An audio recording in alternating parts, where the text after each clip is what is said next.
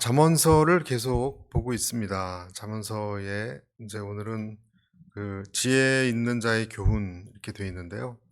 13절 보시면은 말씀을 멸시하는 자는 자기에게 패망을 이루고 계명을 두려워하는 자는 상을 받느니라.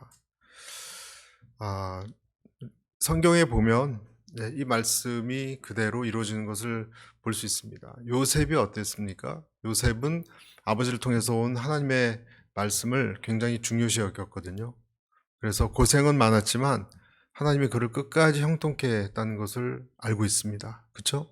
요셉이 그렇고 또 뭐 우리가 알고 있는 다니엘도 그렇고 다 말씀의 사람이었습니다. 말씀을 중요시 여겼습니다. 그 반면에 부끄러움을 당한 사람도 있어요, 여러분. 바로왕 같은 경우를 보면 계속 하나님이 모세를 통해서 내 백성 보내라고 하고 그렇게 했는데도 막 재앙까지도 보냈지 않습니까? 재앙을 보낼 때 사전에 이러이러 할 거라고 예고를 하고 또 실제로 그렇게 되고 그걸 10번이나 반복했는데도 워낙 강박해서 변하지 않았습니다. 여러분, 어떤 사람은 아무리 증명을 해줘도요, 증거를 가지고 변하지 않습니다. 완악한 마음은 변하지 않습니다. 사울 왕도 마찬가지입니다. 사울 왕이 그렇게 하나님이 초대 왕으로 세웠는데도 사무엘이란 탁월한 선지자를 통해서 하나님 음성을, 선지자는 하나님 음성을 직접 전하는 사람이에요. 그런데 그냥 흘켜들었습니다. 제대로 순종을 안 했죠. 아각 왕을 죽이라 그랬는데도 죽이지 않고 자기가 하나님 법을 맘대로 했던 사람이 사울 왕이고 나중에 그 대가를 꼭 받았습니다. 블레셋 전쟁에서 자기도 죽고 아들도 죽고 요나단도 죽고 그냥 몰락했어요, 여러분. 이사야 66장 2절에 이런 말씀이 있어요. 같이 한번 읽어볼까요? 시작. 나 여호와가 말하노라 내 손이 이 모든 것을 지었으므로 그들이 생겼느니라. 무릇 마음이 가난하고 심령에 통회하며 내 말을 듣고 떠는 자 그 사람은 내가 돌보려니와. 하나님 말씀을 듣고 휙 가는 게 아니라 떠는 자를 하나님은 돌본다 그랬습니다. 또는 권고하신다고 이제 얘기하고 있습니다. 그런데 이제 왜 이것을 알면서도 하나님 말씀이 우리에게 이렇게 떨리는 정말 무게감 있는 말씀으로 느껴지지 못할까? 이 시대의 사람들에게 왜 그렇다고 생각하세요? 네? 알잖아요, 진짜. 그런데 왜 이것이 사람들에게 일반적인 사람들에게 하나님 말씀 그러면 그렇게 중요하게 받아들이지 않을까? 사람들은 이 세상 사람들은 또 하나님을 아는 사람들까지도 왜 그럴까? 잠언서 계속 지혜의 말씀. 오늘도 핵심은 말씀 멸시하느냐 아느냐예요. 결국은 그거예요. 여러 가지가 있지만 한마디로 얘기하자면 너희가 내 말을 멸시하느냐예요. 여러분, 우리에게도 똑같습니다. 여러분이 하나님 음성을 그렇게 중요하게 듣지 않는다면 왜 그러냐는 거예요. 왜? 이유. 이 시대 사람들. 그중 한 가지, 한 두 가지를 생각해 볼 수 있습니다. 그중 한 가지가 성경이 여기 계신 분들은 안 그렇겠지만 많은 사람들에게 오래된 종교책에 불과하기 때문에 그래요. 그냥 오래된 코란도 있고 뭐도 있고 오래된 경전이에요. 그냥 아무것도 아닌 거예요. 그냥 그렇게 생각하니까 그런 거예요. 특히 누구가 젊은이들이 왜 이런 일이 일어났을까? 여러분, 이 시대에 이 교회 문방만 열고 나가면 많은 사람들이, 거의 대부분의 사람들이 무엇을 믿느냐? 창조론을 믿지 않습니다. 진화론을 믿죠. 그렇죠? 여러분 자녀들도 학교에서 뭘 배우느냐? 진화론을 배워요. 그래서 종교는 과학과 담을 쌓았다. 어떻게 6일 만에 창조하고 말도 안 된다.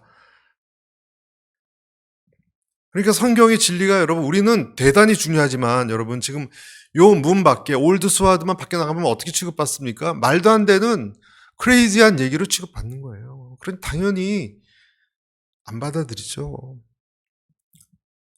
우리의 이 진화론은 모든 분야에 영향을 미치고 있습니다. 모든 분야에 영향을 미치고 있습니다. 그러니까 성경은 그냥 소설 같고 신화 같고 특히 우리 어린 학생들은 우리 자녀들은 학교에 가서 이 태양과 태양계가 수백만 년 전에 먼지 구름으로부터 시작했다. 그렇게 배워요, 여러분. 권위 있는 선생님으로부터, 교수님으로부터. 지질학에서는 지구 나이가 수십억 년 전에 일어났다 그러고 화석은 모든 생명의 진화의 역사를 보여준다라고 얘기하고요. 생물학 같은 경우는 원숭이를 보여주고 인간의 조상이라고 얘기합니다.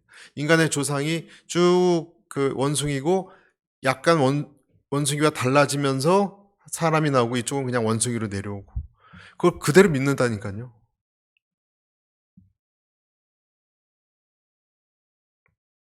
당연히 주일날 교회에서 말씀 듣는 동안 아이들은 제가 2부 예배도 하잖아요. 아이들은 갈등할 거예요, 속으로. 정말 저게 맞는 말인가? 부모가 가라니까 교회 온 거지. 정말 맞는 말씀일까? 그뿐만이 아니라 성경의 핵심인 예수 그리스도와 십자가에 대한 메시지도 마찬가지입니다. 예수가 하나님의 아들이다.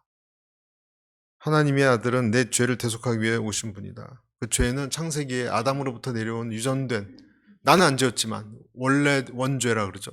원죄가 내려온 것이고 이것을 제거받아야 우리가 의롭다고 해서 하나님 나라 들어간다. 그것을 위해서 오신 분이 예수님이다. 모세 율법으로도 절대로 어떻게 해결이 되지 않는 죄를 예수님이 하셨는데 이게 복음이다. 이렇게 얘기하죠. 바울이 그 아테네 광장에서 바울이 사도행전에 보면 아테네 광장은 그리스에 있는 그때 당시로 치면은 최고의 그 철학자들 뭐 이런 사람들이 다 모여 있는 아테네 이런 얘기 들어보셨죠, 여러분? 거기에 사람들이 지나다니는 곳에 메시지를 전했습니다. 메시지를 무엇을 바로 지금 제가 말씀드린 하나님의 아들 예수님이 우리 죄를 위해서 이 얘기를 전했어요. 반응이 어땠어요? 반응이 사도행전 17장 18절에서 20절. 어떤 에피크로스와 스토아 철학자들도 바울과 쟁론할세 어떤 사람은 이르되 이 말쟁이가 무슨 말을 하고자 하느냐 하고 어떤 사람은 이르되 이방신들을 전하는 사람인가 보다 하니 이는 바울이 예수와 부활을 전하기 때문이로라. 그를 붙들어 아레오바고로 가며 말하기를 네가 말한 이 새로운 가르침이 무엇인지 우리가 알 수 있겠느냐? 내가 어떤 이상한 것을 우리 귀에 들려주니 그 무슨 뜻인지 알고자 하노라 하니 네. 예, 이들의 반응은 무슨 이상한 것. 그래서 어떤 사람들은 따라왔지만 많은 사람들은 말도 안 되는 얘기네. 그러고 갔어요. 여러분 그 대단한 복음을 그 철학자들이 모여있는 아테네에서 그렇게 갔어요. 여러분 이건 뭘 얘기하냐면 우리 자녀들이 있잖아요. 우리 자녀들이 어떤 얘기를 하면 우리 자녀들이 사는 이 미국이란 세상에서는요 다 그렇게 취급합니다. 환자로 봐요. 환자. 네, 말도 안 되는 얘기하고 있다.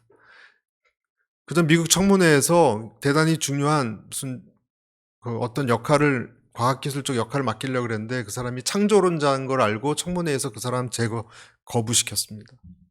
미국 사람 중에 아주 신실하게 보이는 분명히 어느 교회 장로님이셨을 거예요. 아니면 리더였을 거예요. 창조론을 믿었다는 것 때문에 그 주변 사람들이 다 웃었어요. 아미시족 같은 사람이다. 저런 사람이 어떻게 미국의 중소기업을 이끌어 나갈 인재 중에 한 명으로 우리가 말도 안 된다. 한국도 마찬가지죠. 한국도 어느 장로님인가 집사님이 창조론을 믿는다면서요. 그리고 정치계에서 매장이 됩니다. 여러분. 그러니 하나님 말씀이 안 들리죠. 우리들 빼고 여러분 우리들을 환자로 본다니까요. 우리들 빼고 이 세상은 안 받아들여요, 잘. 일단 그것이 현실이에요. 고린도전서 1장 23절에도 십자가를 설교하는 것은 헬라인들에게 이때 당시 최고의 그 모든 지식을 갖고 있었다고 하는 헬라인들에게 미련한 것이다라고 했잖아요, 여러분. 미련한 것이니 유대인들에겐 거치는 거고 헬라인은 미련한 것이니. 지금도 그렇잖아요, 여러분. 지금도. 왜냐하면 헬라 지역은 기본적으로 기초가 달랐어요. 그러니까 유일신 사상이 없었어요. 그리스 로마 신화 뭐 그런 거나 믿고, 아니면 그걸 안 믿는 사람은 그냥 보이지 않는 어떤 도가 움직인다 이 세상에, 그냥 그렇게 믿었고, 그런 유일신을 전혀 받아들이지 않았습니다.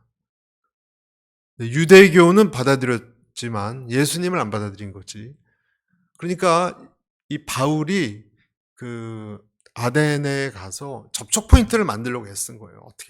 어떻게든 대화의 어떤 그 접촉 포인트를 만들어서, 그래서 너희들이 뭐 종교심이 많다라든지 그러한 아부성 발언도 하고 그래서 좀 대화를 좀 해보려고 노력을 했다는 거예요. 사람들은 그래서 지금도 학교가 되었건 여러분, 또는 뭐 방송국이 되었건, 반기독교적 정서가, 미국은 좀 덜한데 한국은 굉장히 심합니다. 반기독교적 정서가 개독교라 그러잖아요. 그래서 고리타분하고, 미국도 마찬가지 편협한 종교라고 엄청나게 공격을 받습니다. 그래서 우리 자녀들 대학교에 가자마자 거의 못 견뎌해요. 힘들어서. 신앙 다 없어집니다. 왜냐하면 이상한 인간으로 취급받으니까. 일단 대화를 안 끼워주고. 그게 현실이에요. 물론 거기서 이제 살아남는 아이들도 있지만, 그러다 몇 년 지나고 나서 이제 철들고 장가가고 삶이 힘들어질 때 다시 찾죠. 하지만 이 세상 사회에서는 사회 자체가 그러한 무신론적인 반기독교적인 그런 분위기가 강해졌습니다. 점점 더. 그래서 낙태나 또 무슨 동성애나 이런 간음에 대해서 기독교는 너무 엄격하다. 성에 대해서도 너무 엄격하다. 어떻게 그러고 사냐, 인간이. 어떻게 혼전순결을 그렇게 얘기하냐. 말도 안 된다. 얘기를 하는 거예요. 너무 보수적이다. 그래서 근본주의적이다. 근본주의자들이라고 얘기합니다. 아주 펀더멘탈리스트. 그럼 폭탄 던지는 사람도 근본주의자라 그러잖아요. 이슬람 쪽에. 근데 기독교도 저희들 같이 그 믿는 사람을 근본주의적이라고 얘기해요. 과학도 잘 받아들이지 않고 종교 간의 대립만 부추기는. 그러니까 사람들은 하나님의 말씀, 지혜의 말씀이라고 부모님이 아무리 전화해서 교회 나가라 해도 잘 안 되는 거예요, 그것이. 그런 면은 우리가 어느 정도는 이해해야 돼요. 그러니까 제가 이제 두 가지 이유 중에 첫 번째, 왜 하나님의 말씀을 지혜롭게 중요한 떨리는 마음을 안 받아들이냐? 왜 그렇죠? 우리가 가지고 있는 편견, 또는 우리 입장에서 보면 어리석음 때문이죠. 여러분, 참고로 진화론은요, 그 해답 못하는 게 많이 있어요. 요즘 시간이 갈수록 진화론이 허구적이다라는 것도 또 밝혀집니다. 한편으로는 진화론 역시 그 중에 하나가, 일단 여러분, 진화론이 맞으려면 사람과 원숭이 사이에 화석도 많이 나와야 되거든요. 하나도 없어요. 하나도 없어요. 그리고 뭐 무슨 새도 시조새 있잖아요. 시조새에서 뭐 그러니까 도마뱀에서 뭐가 되고, 뭐 중간중간 이렇게 그림으로는 있지만 실제 화석은 하나도 없어요. 그러니까 증명을 못 해요, 그 사람들도. 그냥 썰이에요, 썰. 그런데 이 세상 과학은 그렇게, 또 탄소 동위 원소 측정법이라는 것도 비과학적이라는 그 반론이 만만치 않아요. 그러니까 뭐 몇 년도 몇 억 년 됐다, 그것도 다 말이 안 된다는 거예요. 계측이 안 된대요. 측정할 수가 없대요. 근데 철떡같이 믿고 있다는 거예요. 대부분의 이 세상 사람들. 그래서 편견과 어리석음 때문이다. 두 번째는 좀 다른 차원입니다. 그것이 하나님이 살아계시고, 여러분, 가장 작은 바이러스도요, 그것을 설계한 창조주의 설계를 보면 엄청나게 복잡한 엔진이 있어요. 꼬리 부분에 그 바이러스가 다니면서. 근데 그거가 어떻게 진화될 수가 없어요. 너무 복잡해서. 처음부터 그건 설계된 거지. 그렇죠? 설계된 거예요, 그것은. 그런데 그런 식으로 이 세상은 누가 창조하셨냐? 하나님이 창조할 수밖에 없다라는 걸 받아들인다 해도 이해하지 못해서가 아니라 그냥 받아들이기 싫어서 거부하는 게 두 번째 이유예요. 처음에는 첫 번째 이유는 하나님 말씀을 안 받는 건 뭐라고요? 내 무지 또는 편견 때문이고, 두 번째는 그냥 거부감이에요. 하나님에 대한. 로마서 1장 20절 21절 창세로부터 그의 보이지 아니하는 것들 곧 그의 영원하신 능력과 신성이 그 만드신 만물에 분명히 보여 알게 되나니 그러므로 저희가 핑계치 못할지니라. 하나님을 알되 하나님으로 영화롭게도 아니하며 감사치도 아니하고 오히려 그 생각이 허망하여지며 미련한 마음이 어두워졌나니. 그러니까 두 번째 이유는요, 그냥 본성적인 하나님에 대한 거부감입니다. 어떤 사람은 증거도 있고 또 내가 깊이 생각해 보니까 창조주 하나님이 계시다는 것은 알겠는데 그것을 성경의 하나님과 연결시키지는 않으려고 그래요. 그러니까 신은 알겠어요. 신이 있다는 것. 신성은 있는 것 같아요. 인간이 이 세상에 뭔가 초월적인 어떤 그런 존재가 있다고 생각해요. 예를 들어서 우리가 잘 아는 아인슈타인 같은 사람도요, 신은 인정했어요. 너무 질서가 아주 우주를 관찰해 보니까 너무 잘 만들었거든요. 질서가 정연하고. 분명히 창조주가 어떤 신이 있다는 것을 믿게 됐어요, 여러분. 아인슈타인이. 그런데 그 창조주가 성경에서 말하는 인격적인 신이라는 것은 거부했어요. 사람들이 왜 그럴까? 최대한 그냥 신성은 인정해도 하나님, 성경에 말하는 하나님은 어떻게든 믿고 싶어 하지 않기 때문에 그렇습니다. 하나님이라는 존재가 제발 없었으면 좋겠다고 생각해요. 신적인 어떤 건 있을 수 있지만 이 세상에 하나님 살아계신 증거가 너무 많기 때문에 인정을 하지만 기독교의 하나님이면 나는 원치 않는다라는 이유가 뭘까?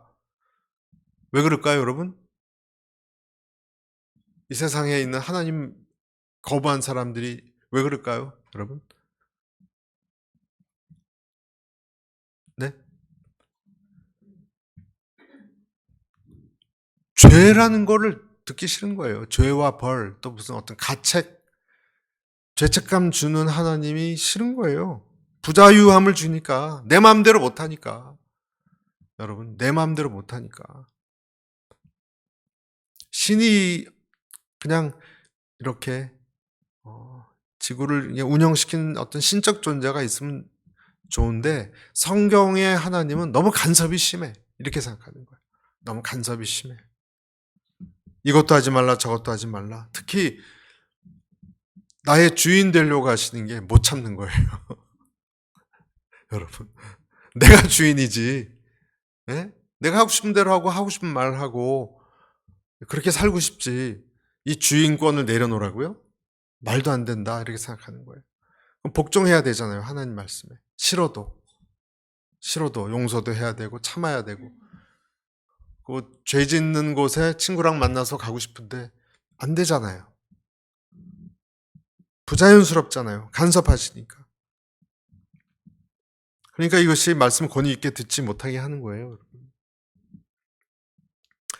다니엘의 세 친구 그 불구덩이에 넣었던 왕이 누구죠? 느부갓네살. 느부갓네살 왕이 그 불구덩이에 갔다 온 한 명이 더 있다는 걸 깨닫고 기절초풍했죠. 도대체 어떻게 불구덩이 넣는데 살아옵니까? 그때 크게 깨달았고요. 또 자기 꿈 해몽을 하는데 금신상을 그 돌이 깨뜨렸던 그게 무슨 뜻인지를 다니엘을 통해서 꿈 해몽을 받았잖아요. 그리고서 그가 뭐라고 얘기했습니까? 너의 하나님은 은밀한 것을 나타냈으니 모든 왕의 주제시로다. 그렇게 고백을 했어요. 느부갓네살이. 왜냐하면 금신상의 제국의 운명을, 머리는 금이고 또 여기 팔류가 이쪽은 은이고, 그 신상이 있지 않습니까? 철이고 노시고 발은 일부는 흙이고 일부는 그것을 그대로 설명하니까 무릎을 치면서 이 제국의 운명을 보여준 거거든요. 그러니까 돌이 깨뜨렸잖아요. 그러니까 최종적인 제국들의 심판자는 하나님이다. 그러니까 그것이 맞는 말씀, 너무 확신이 확 들어서 너희가 믿는 히브리의 하나님은 모든 신 중에 최고로다. 주제시로다. 그 이후에도 이 왕이 이상한 이상을 받아서 여러분 7년 동안 풀 뜯어 먹은 소처럼 살았다는 거 아세요? 네? 이런 일이 있었어요. 왕이 그러니까 정신이 좀 나가서 7년 동안 예언대로 풀 뜯어 먹고, 그러니까 왕이 어디 갔습니까? 풀 뜯어 먹고 있습니다. 헛소리 하고 있습니다. 그리고 다시 정신이 7년 만에 돌아온, 그것도 예언 그대로 됐습니다. 그가 그러면서 여호와 하나님께 돌아왔나요? 하나님을 알았잖아요. 그렇죠? 알았어요. 그런데 돌아왔나요? 느부갓네살이 신실한 종이 됐습니까? 전혀 아니죠. 왜요? 간섭받는 게 싫은 거예요. 그 하나님은 알겠는데 내 삶엔 no. 하나님을 알고 두려워한다고 해서 하나님 말씀을 청종하는 것이 아닙니다. 여러분이 하나님을 많이 공부한다고 해서 하나님을 청종하는 것이 아닙니다. 알 뿐이지. 하나님의 지혜를 얘기하고 있는데요. 내 마음에 어떤 위치를 점유해야 돼요. 주인이 들어오셔서 차지해야 돼, 실제로. 그러면 내 살림살이를 좀 내놔야, 갖다 좀 팔든지 내놔야 돼요. 어떤 공간을 확실하게 점유해야 돼요. 그것은 성령님만이 하세요. 네. 그런 사람이 있고 점유되지 못한 사람이 있어요. 같은 크리스찬이라도 하나님이 내주하시는 분이 있고 그런 척하는 사람이 있어요. 저는 하나님이 여러분의 중심 부분을 점유하시고, 점유한다는 말은요, 끊임없이 소리를 내십니다. 여러분, 소리가 들려요. 그래서 좀 부자연스러워요, 솔직히. 여러분, 손님이 여러분 집에 같이 살면 자연스럽습니까? 마음대로 못 하잖아요. 부자연스러운 것이 있어요. 나를 다 보고 계시는 것 같고. 여러분, 그러나 그런 주님을 모시기를, 점유케 하시기를 축복합니다. 그가 잠언서에서 말한 지혜로운 사람이에요. 여러분, 부자연스럽지만 그분 여러분을 지켜주세요. 여러분이 알아요. 내가 지금 어렵고 위기 때 내가 흔들리고 있는지 안 흔들리고 있는지 여러분, 내가 알아요. 하나님이 내 안에 계시면 안 흔들려요. 안 흔들려요. 안 계시면 불이 나게 찾아요. 그때부터. 사망의 그물에서 내가 걸려들어도 하나님이 험한 인생길에서 내 안에 계시면 능히 벗어나게 하세요. 어떤 면에서는 하나님의 지혜대로 사는 사람의 인생이 조금 험할 수 있습니다. 좀 불편하고. 그렇지만 여러분, 크리스찬들에게는요, 우리 좁은 길 걸어가라 그랬잖아요. 그렇죠? 좁은 길이 편합니까? 넓은 길이 편합니까? 크리스찬에게는요, 좁은 길이 편해요. 좁은 길로 가라. 그런 뜻은 하나님께서, 왜냐하면 세상의 그 넓은 길은요, 하나님의 백성에게는요, 더 험해요. 더 하나님이 지켜주지 않는 그 길은 더 위험합니다. 보호받는 것도 없고, 또 이 세상의 공격, 유혹, 그런 데에서부터 하나님 지켜주지 못합니다. 그래서 당신에게 하나님의 지혜가 열려 있는가? 하나님의 지혜가 인격이거든요. 지혜가 소리친다 그랬잖아요. 내 안에 들어와서 숨쉬고 있는가? 여러분, 그래서 잠언서는 그냥 무슨 좋은 어떤 격언을 보듯이 뭐 이렇게 하면 그게 아니고 이 말씀이 내 삶에 숨 쉴 수 있게 인격자로서 해야 되는 줄 믿습니다. 17, 18절에 이제 이 생각으로부터 조금씩 발전됐는데 17, 18절 한번 보십시오. 17, 18절. 악한 사자는 재앙에 빠져도 충성된 사신은 양약이 되느니라. 여기서 악한 사자는요, 그 으르렁거리는 사자가 아니라 메신저, 사신. 사신은 그 잘못된 걸 전한다는 거예요. 그렇지만 올바른 메신저는 양약을 전한다는 거예요. 그리고 18절 한번 보실래요? 시작. 훈계를 저버리는 자에게는 궁핍과 수욕이 이르거니와 경계를 받는 자는 존영을 얻느니라.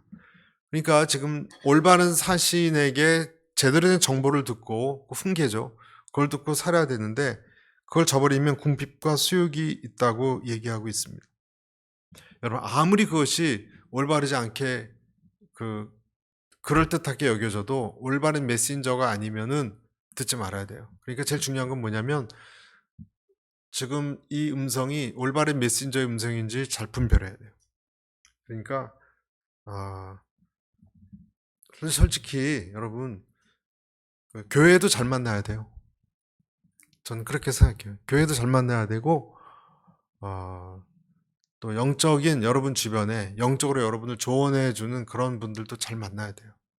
거기서 여러분 하나님의 말씀이 다시 걸려져서 들어와요. 내가 그래서 누구의 이야기를, 내 인생에 어떤 사람의 의견을 제일 중요하게 여기느냐, 그것이 내가 어떤 메신저를 제일 중요하게 여기느냐예요. 그렇지 않으면 비슷하게 보이나 잘못된 것을 쫓다가 인생을 많이 허비할 수가 있고, 때로는 잘못된 의사결정을 내릴 수가 있습니다. 그 예로 요하난과 군대 장관에 대한 그 이야기를 아실지 몰라요, 여러분. 유다 왕국이 멸망당한 다음에 바벨론이 거기다가 그 바벨론의 말을 듣는 그다라라는 총독을 세웠거든요. 유다 왕국 바벨론으로 인해서 패망한 다음에, 여러분 588년 BC 때 그다라를 세웠는데 일제 총독부처럼 바벨론 총독부가 세워진 거예요, 유대 땅에.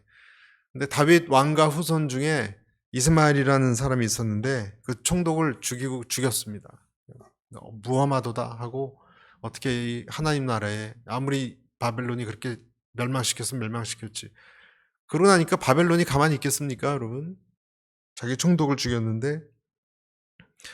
그래서 그다라를 그동안 따라왔던 요하난이라는 이스라엘 장군이고요.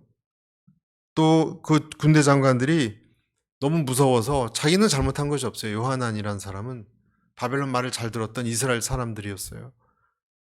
죄를 뒤집어 쓸까봐 가만히 있으면 자기는 잘못한 게 없지만 바벨론 군한테 죽임당할까봐 애굽으로 도망치려고 했습니다. 아무리 생각해도. 근데 그것이 옳은 것인지 아닌지 잘 분간이 안 가서 예레미야 선지자한테 하나님의 뜻을 물었습니다. 하나님의 뜻이 무엇이든지 간에 지금 이 위기에 잘못 보이면 큰일 나니까 하나님의 뜻이 무엇인지 좀 말씀해 달라고, 그대로 순종하겠다고. 그런데 그대로 순종하겠다는 것은 사실 과장이고, 이미 애굽으로 가기로 마음속에 결정을 내린 다음이에요. 무서워서. 그냥 하나님의 어떤 동의를 구하는 차원이죠. 우리도 그럴 때 있지 않습니까? 내가 이렇게 결정해 놓고 하나님의 뜻이 뭔지 알려달라고 한 경우가 있잖아요. 그때 놀라운 얘기를 들어요. 예레미야가 하나님의 음성을 대언을 하는데 그 응답이 열을 기다리라고 그래요. 10일 만에 왔어요. 너희들이 애굽으로 도망가는 게 옳으냐? 여기 그냥 위험하게 느껴져도 유대 땅에 가만히 있는 게 낫냐? 10일 만에 답이 왔는데 하나님은 애굽으로 가지 말라는 음성이었어요. 여러분 예레미야 42장 15절에서 17절 한번 보세요. 너희 유다의 남은 자여, 이제 여호와의 말씀을 들으라. 하나님의 이제 대답입니다. 결정. 만군의 여호와 이스라엘 하나님이 이같이 말씀하시되, 너희가 만일 애굽에 들어가서 거기 거하기로 고집하면 너희의 두려워하는 칼이 애굽 땅으로 따라가서 너희에게 미칠 것이요, 너희의 두려워하는 기근이 애굽으로 급히 따라가서 너희에게 임하리니 너희가 거기서 죽을 것이라. 무릇 애굽으로 들어가서 거기 우거하기로 고집하는 모든 사람은 이같이 되리니 곧 칼과 기근과 연병에 죽을 것인즉 내가 그들에게 내리는 재앙을 벗어나서 남을 자 없으리라. 하나님이 10일 만에 기다리고 기다렸던 이 엄중한 답을 했는데 내용이 뭡니까? 너희들 절대로 도망가지 마. 지금 바벨론한테 혹시 어떤 사람이 총독 죽였다고 잘못 보였다가 너희까지 화가 올까봐 지금 도망가려고 하는데 그러지 마. 너희 도망가면 거기서 다 죽는다. 다 죽는다. 절대로 고토로 돌아오지 못할 거다. 근데 어떻게 됐습니까? 그들은 예레미야를 통한 하나님 음성을 듣지 않고 다 애굽으로 도망갔고요. 말씀대로 한 사람도 남김없이 다 죽었습니다. 다 멸절당했습니다. 하나님이 예레미야 선지자를 통해서 이들이 나무 멍에를 벗어나려고 쇠 멍에를 만났다고 얘기했습니다. 그러니까 메신저를 제대로 분별을 했어도 하나님의 음성을 듣지 않은 거예요. 듣지 않은 거예요. 요나처럼 도망간 거예요.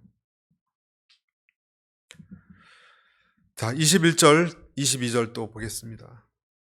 재앙은 죄인을 따르고 선한 보응은 의인에게 이르느니라. 자, 22절 같이 읽을게요. 시작. 선인은 그 산업을 자자손손에게 끼쳐도 죄인의 재물은 의인을 위하여 쌓이느니라. 네, 죄인은 재앙이 따르고 선인 계속 지금 악인과 죄인 계속 반복되고 있죠. 여러분, 공의로운 하나님의 보응이 계속 반복되고 있어요. 여러분, 이것은 죽어서 하나님이 그렇게 보응하는 것도 있지만 이 세상을 살면서도 이런 일이 일어난다는 거예요. 이 세상 살면서도 죄악은 죄인을 따라갑니다. 여러분, 물론 요령 있게 그렇지 않은 사람도 있어요. 그러나 많은 경우 재앙이 죄인을 따라갑니다. 그리고 삼켜버립니다. 그리고 의인은 의로운 행실의 열매를 맺죠. 그렇죠, 여러분? 여러분, 선하게 살고 정말 베풀면서 살면 그 대가와 열매를 먹어요. 지금 이 세상에서도 아무리 악해졌다고 하지만, 그러나 죄를 지으면 보응이 있다라는 것, 성경은 이것이 다 하나님이 그렇게 컨트롤한다라는 것을 말씀하세요. 요즘 뉴스에 보면 여러분 혼자서 살아서 그런 뉴스를 많이 보거든요. 죄의 꼬리가 길면 잡힌다 하는 것을 깨달아요. 사람들이. 어떤 사람은 여자인지 남자인지 분간이 안 가는 사람이 지금 한국을 떠들썩하게 하고 있죠. 남자로 결혼하고 또 여자로 결혼하고, 같은 사람이 남자하고 결혼했다 여자하고 결혼했다 사기를 쳐서 수천만 원을 빼앗고 무슨 재벌집에 숨겨놓은 아들이라고 자기를 행세를 하고, 또 골프채로 마음에 안 든 사람을 때리고, 어떻게 저는 그렇게 살면서 하루하루 살면서 절대 안 걸리리라고 생각하며 살았을까? 참 놀랍습니다. 잘 통과할 거라고 생각했을까 정말? 밤에 잘 때 평강이 있었을까? 어떻게 그렇게 살 수 있을까? 또 그런가 하면 또 어떤 사람은 마약 때문에 그동안 쌓아놓은 명성과 재물을 다 날려버리게 됐습니다. 한 발 들여놓은 그 쾌락의 세계에 자기는 잡히지 않을 것처럼 했지만 손금 보듯이 우리 삶을 보시는 하나님을 몰랐던 거죠. 여러분, 이렇게 다 하나님이 아신다면 우리는 어떻겠습니까? 하나님의 자녀인 우리는 어떻겠습니까? 여러분, 우리는 더 자세히 봐요. 여러분, 이 세상도 그런 원칙인데 하나님은, 특히 하나님의 자녀는요, 빼놓지 않게 봐요. 여러분, 하나님의 자녀가 악행을 행하잖아요.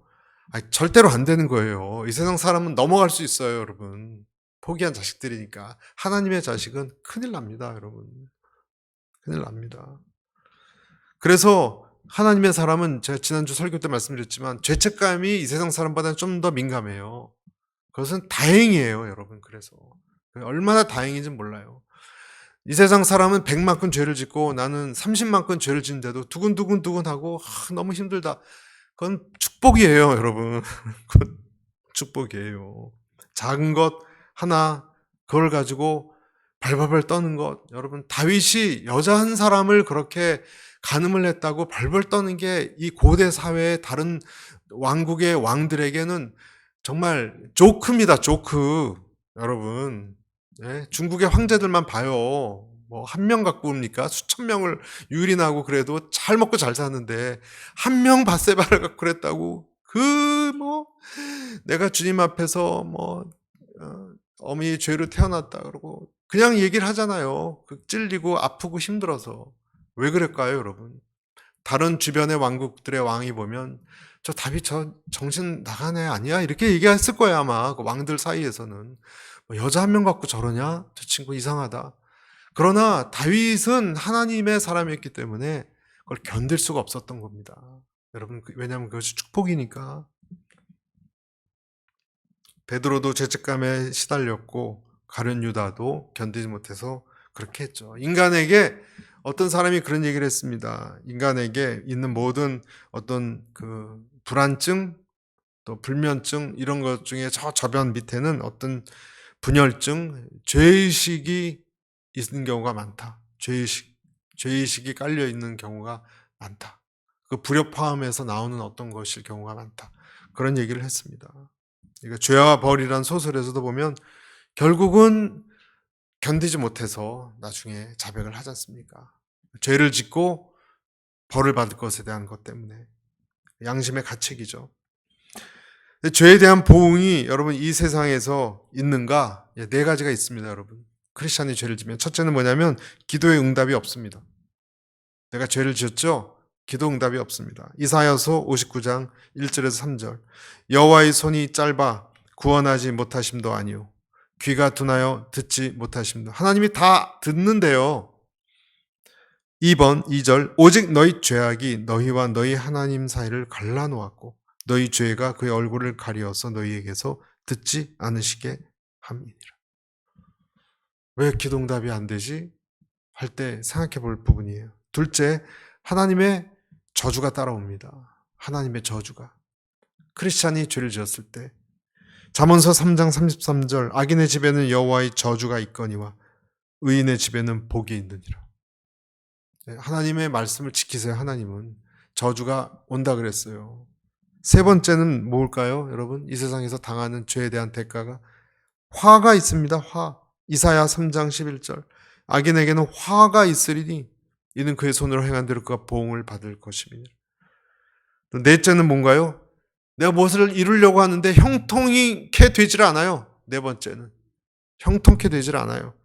전도서 8장 12, 13절 죄인은 100번이나 악을 행하고도 장수하거니와 또한 내가 노니 하나님을 경외하여 그를 경외한 자들은 잘 될 것이요. 13절 악인은 잘 되지 못하며 장수하지 못하고 그날이 그림자와 같으리니 이는 하나님을 경외하지 아니함이니라. 내세의 최종적인 심판이 있어요. 그러나 이 세상에서의 심판도 있습니다. 살면서. 이게 잠언이 얘기하고자 하는 거예요. 잠언이 얘기하고자 하는 건 현세적인 생활을 얘기하는 거예요. 지금도 있다. 지금도 조심해라. 잠언이에요. 24절 읽겠습니다. 오늘 24절 시작. 매를 아끼는 자는 그의 자식을 미워함이라 자식을 사랑하는 자는 근실히 징계하니라. 여러분 이것이 부모 자식 간의 관계만이 아니라 하나님과 우리 사이의 관계도 마찬가지죠. 하나님 매를 아끼지 않으시는 거예요. 그래서 히브리서 12장에 나온 것처럼 일렀을 때 내 아들아 주의 징계하심을 경히 여기지 말며 그에게 꾸지람을 받을 때 낙심하지 말라. 주께서 그 사랑하는 자를 징계하시고 그의 받으신 이들마다 채찍질 하심이니라 하였으니. 여러분 우리의 자녀들이 멋대로 하는 것을 방치하는 것은 절대로 사랑이 아닙니다. 다가올 슬픔에 대해서 그냥 놔두는 것밖에 되지 않습니다. 그것은 사랑이 아닙니다. 저도 제 자녀를 그것을 알았기 때문에 열심히 훈계했는데 잘 되지 않았습니다. 잘 되지 않고 참 애비의 훈계와 때로는 초달이 너를 사랑하는 거다. 아이들은 절대 그렇게 안 받아들이거든요. 그렇게 안 받아들여요. 아버지 성질로 그렇게 하는 거다 이렇게 받아들이지 하나님의 사랑으로 한다라고 받아들이질 않아요. 그만큼 어려운 거죠. 여기서 여러분 정말 안타까운 것이 뭐냐면 우리 뉴스를 통해서도 알지만 교육이 안 됩니다. 한국이 이제 학교 선생을 우습게 여깁니다. 이제는 그래서 교사들이 교사하고 싶어 하지 않습니다. 여선생일 같은 경우는 뒤에서 여선생 뒷모습 막 촬영하고요. 섹시하다고 촬영하고요.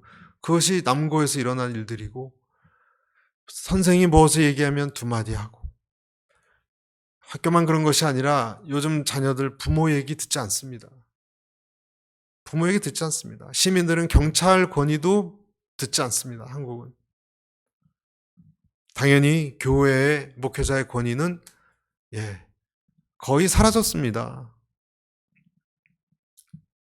민주주의와 인권도 중요하지만 하나님이 세운 권위자들이 있어요. 여러분, 가정의 부모, 학교의 선생님들, 나라의 지도자들, 그런 것을 무시하고 멸시할 때 여러분, 엘리의 그 두 아들과 같은 일들이 일어나지 않는다는 보장이 없습니다. 그래서 저는 이것은 정말 저는 그전에도 학부모님들한테 이 학부모 회의 같을 때 아이들 버릇 없고 그런 아이들 이렇게 좀 주의시키려고 그래야 되는데 안 되더라고요. 목사님은 아이들 기죽이지 말라고. 그래서 이제 안 되는구나. 그래서 이런 잠언서의 말씀이 어떤 사람들에게는 하나님의 음성으로 들려서 그 아이를 정말 따끔하게 야단칠 때 일단 쳐야 그 영혼이 잘 되는데, 여기 계신 분들은 시간이 이미 지나갔죠? 거의. 우리는 지나갔지만 우리 자녀가 그 자녀를 가르칠 때는 이렇게 가르치도록 해야 됩니다. 25절. 참, 요 얘기만. 여러분, 하나님은요, 권위에 순종하는 법을 누구를 통해서 항상 훈련하시냐면요, 그 시대의 권위자를 통해서 훈련하세요, 꼭. 하나님 안 보이잖아요. 그러니까 부모에게 순종하면서 하나님께 순종하는 것을 하나님은 훈련하고 싶어 하세요.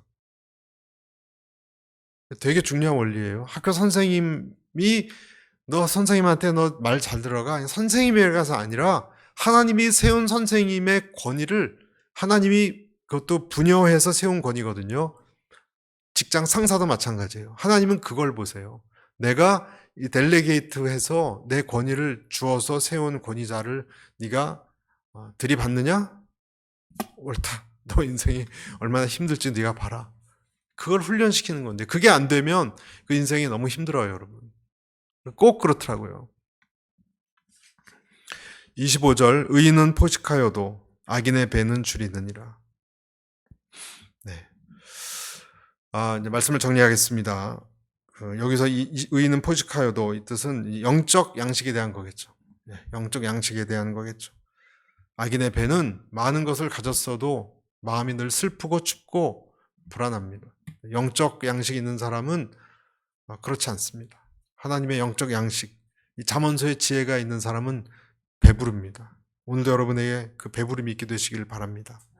그래서 결론적으로 이 하나님의 지혜의 말씀에 여러분은 어디까지 다가왔는가? 자, 내 삶의 철학이 다 자기 생각대로 우리가 살아가는데 하나님의 말씀이 어느 정도 내 삶을 점령해 왔는가? 그것을 여러분 잘 살펴야 돼요. 내 속에서 하나님의 소리는 울리고 있는가? 나는 울리는 소리를 계속 무시하고 있는가? 울리고 있는가? 여러분, 인간의 말은 이 사람의 귀 속에 고막을 진동해서 음성을 들리게 하지만, 그렇죠? 하나님의 음성은 이보다 더 크고 깊게 말씀하십니다. 하나님은 고막의 진동이 아니고 어디를 진동시킨다고요? 우리의 중심을, 존재의 진동을 통해서 말씀하신대요. 내 존재의 진동 소리를 여러분 듣고 계세요? 네, 때가 끼어 있으면은 둔탁해져서 잘 안 들려요. 교만해도 딱딱해서 안 들려요. 그러나 내가 겸손하고요, 내가 깨끗해져 있으면 종소리도 여러분 그릇도 깨끗이 씻으면 땡 하고 청명하게 들리듯이 내 속이 깨끗해져 있을 때 하나님의 진동 소리는 청명하게 깔끔하게 잘 들립니다. 그 지혜의 잠언의 말씀을 듣고 나아가는 우리 모두가 되시기를 축복합니다.